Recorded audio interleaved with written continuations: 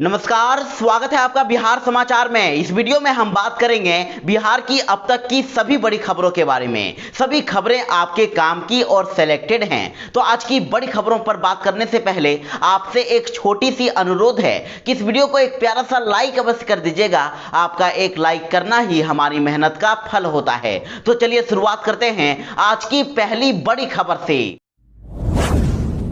बिहार में कोरोना के बाद अब वायरल फीवर का कहर। अब तक 25 बच्चों की हो गई मौत। जी हां, बिहार में बच्चों में वायरल बुखार के मामले अब अचानक से बढ़ने लगे हैं। मुजफ्फरपुर, पूर्वी चंपारण, पश्चिमी चंपारण, गोपालगंज, सिवान और मधुबनी समेत कई जिले इसकी चपेट में आ गए हैं। तो वहीं पिछले एक महीने में राज्य में वायरल फीवर की चपेट में आकर 25 से ज्यादा बच्चों की मौत हो चुकी है, जबकि कई गंभीर बच्चों का इलाज चल रहा है। और कोरोना की तीसरी लहर की आशंका के बीच ये डराने वाली खबर है। लेकिन वायरल बुखार पीड़ित जिन बच्चों की कोरोना जांच हुई है उनकी रिपोर्ट नेगेटिव आई है, और जिसके बाद डॉक्टरों का कहना है कि यह तीसरी लहर नहीं है। तो वहीं स्वास्थ्य विभाग ने अब इसको लेकर अलर्ट जारी कर दिया है। तो इधर पटना के पीएमसीएच समेत सभी अस्पताल में बेड फुल हो चुके हैं। नवजात से लेकर 12 साल तक के बच्चे सर्दी, खांसी, बुखार, बेचैनी और निमोनिया से परेशान हैं। तो वहीं पीएमसीएच के शिशु वार्ड में भी एक भी बेड खाली नहीं है और अस्पतालों पर दबाव बढ़ता ही जा रहा है। मौसम समाचार की बात करें तो बिहार में आज भी भारी बारिश होने वाली है। मौसम विभाग ने बिहार के ज्यादातर इलाकों में आंधी, तूफान, तेज वज्रपात और भयंकर बारिश का अलर्ट जारी कर दिया है। तो वहीं बिहार में भागलपुर, कटिहार, पूर्णिया, किशनगंज, सीतामढ़ी और शिवहर के लोगों को ज्यादा सावधानी बरतने की सलाह दी गई है। तो वहीं बिहार के बाकी अन्य जिलों में भी, जैसे कि सारण, भोजपुर, बक्सर, दरभंगा, मुजफ्फरपुर, समस्तीपुर, वैशाली, पटना, नालंदा, बेगूसराय, सहरसा, मधेपुरा, खगड़िया, लखीसराय, जमुई, बांका, भागलपुर, मुंगेर और कटिहार में हल्की से मध्यम बारिश हो सकती है। साथ ही यहां के लोगों को वज्रपात से भी सावधान रहने को कहा गया है। बिहार के किसानों के लिए शहर में ठहरने का इंतजाम कर रही है सरकार। एक ही काउंटर पर मिलेगी सारी सुविधाएं। जी हां, खेती किसानी से जुड़े किसी भी काम के लिए अब किसानों को एक ऑफिस से दूसरे ऑफिस का चक्कर नहीं लगाना पड़ेगा। अब एक ही काउंटर से सभी योजनाओं का लाभ मिलने लगेगा। 2008 में सभी 534 प्रखंडों के लिए लॉन्च की गई ई किसान केंद्र योजना अब शुरू होने जा रही है, और राज्य के 534 में से 455 प्रखंडों में ई किसान भवन बनकर तैयार है। हालांकि अभी करीब 80 प्रखंडों में यह भवन बनना बाकी है। और ई किसान भवन योजना के तहत सरकार का मुख्य उद्देश्य किसानों को सारी सुविधाएं एक ही छत के नीचे देना है। जैसे कि सरकार की योजना के तहत किसानों को अंतर्राष्ट्रीय बाजार में अपने उत्पादन की कीमत जाननी हो या मिट्टी की जांच करानी हो, प्रखंड के आलाधिकारियों के पास किसी योजना के अनुदान का आवेदन जमा करना हो या किसी विज्ञानी से खेती की सलाह लेनी हो, सारी सुविधाएं ई किसान भवन में अब उपलब्ध होगी।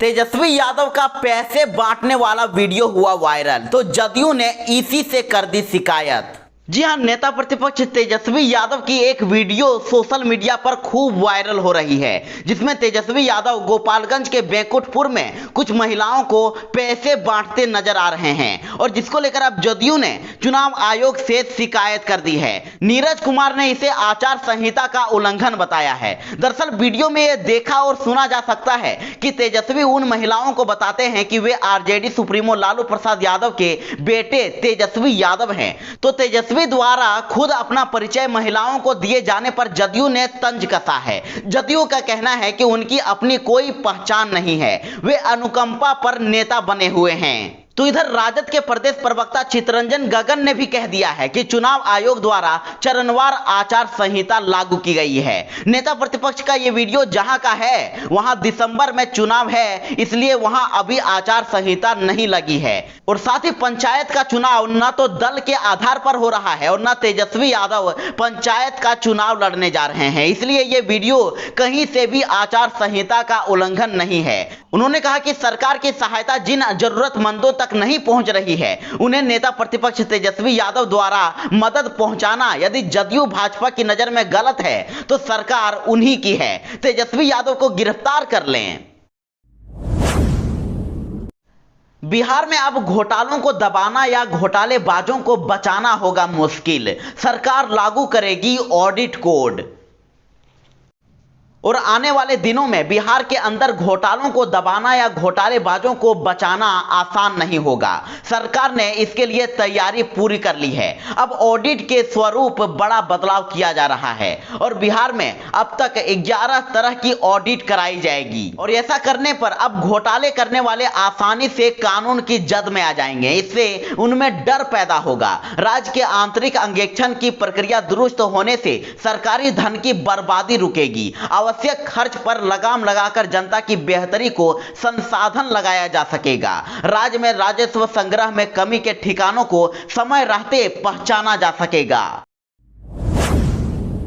बिहार में वायरल बुखार से बढ़ी किडनी रोगियों की चिंता। पटना में 1350 रोगियों की जान पर खतरा। जी हां, वायरल बुखार से किडनी के रोगियों की आफत और बढ़ गई है। इन रोगियों को बुखार के बाद पेट में सूजन आ रहा है और जान तक चली जा रही है। तो वहीं डॉक्टरों ने लंबे समय से डायलिसिस करा रहे रोगियों को वायरल बुखार से हर संभव बचने की सलाह दी है। साथ ही डॉक्टरों का कहना है कि डायलिसिस करा रहे रोगी इम्यूनो कंप्रोमाइज होते हैं, यानी कि उनमें रोग प्रतिरोधक क्षमता बहुत कम होती है। इससे संक्रमण, वायरल संक्रमण काफी तेजी से बढ़ता है। तो वही पीएमसीएच के गुर्दा रोग विशेषज्ञ डॉक्टर हर्षवर्धन का कहना है कि शहर में करीब 1350 ऐसे मरीज हैं जो गुर्दा फेल रोगी हैं, जिनको अधिक अलर्ट रहने की जरूरत है। उन्होंने कहा है कि जिस हिसाब से वायरल फीवर तेजी से बढ़ रहा है, उसमें किडनी फेल रोगियों को खास बचाव करना चाहिए। बिहार कांग्रेस में जल्द होगा बदलाव, होगी नई टीम की घोषणा। जी हां, बिहार कांग्रेस में फेरबदल की चर्चाओं के बीच पार्टी के बिहार प्रभारी और राष्ट्रीय सचिव भक्त चरण दास ने ऐलान कर दिया है कि जल्द ही एक बड़ा ऐलान होने वाला है। भक्त चरण दास ने कहा है कि जल्द ही पार्टी की नई टीम की घोषणा की जाएगी और नई टीम ऐसी होगी जिससे कांग्रेस संगठन का विस्तार बिहार के घर घर तक होगा। उन्होंने कहा कि कांग्रेस अपने संगठन में युवाओं को तवज्जो देने जा रही है। कांग्रेस के जो नए पदाधिकारी बनेंगे उनमें युवाओं की संख्या अच्छी खासी होगी, ताकि वे सड़क पर उतरकर केंद्र और बिहार सरकार की नीतियों के खिलाफ लोगों को गोलबंद कर सके। भक्त चरण दास ने बिहार कांग्रेस में फेरबदल के लिए एड़ी चोटी का जोर लगा दिया है।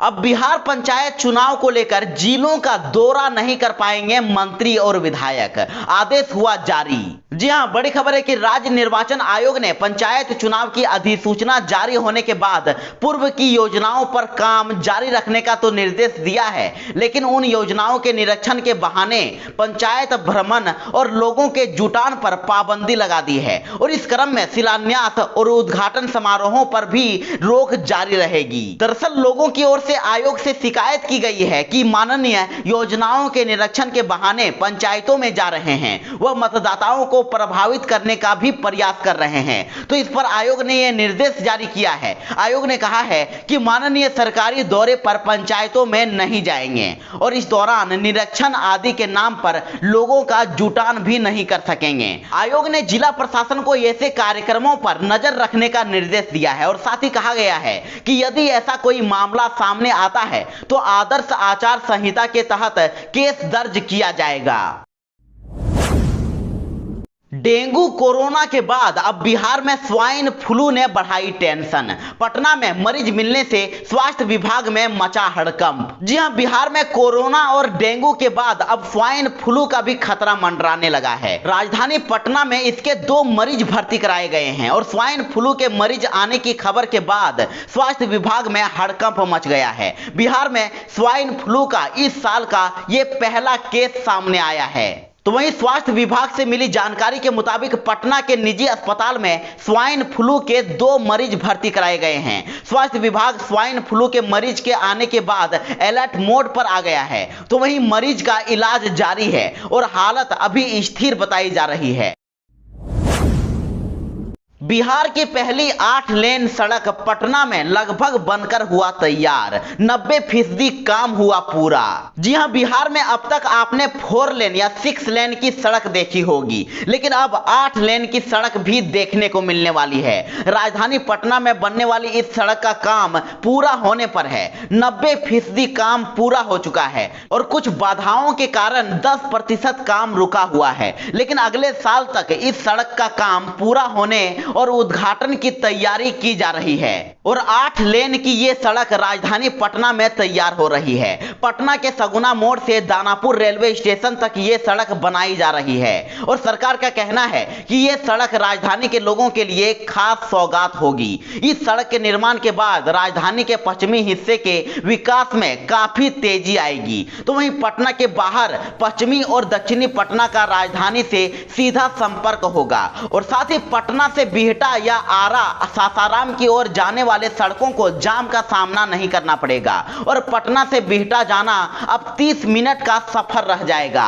अगले साल जून तक हर हाल में इस 8 लेन सड़क का काम पूरा कर लिया जाएगा।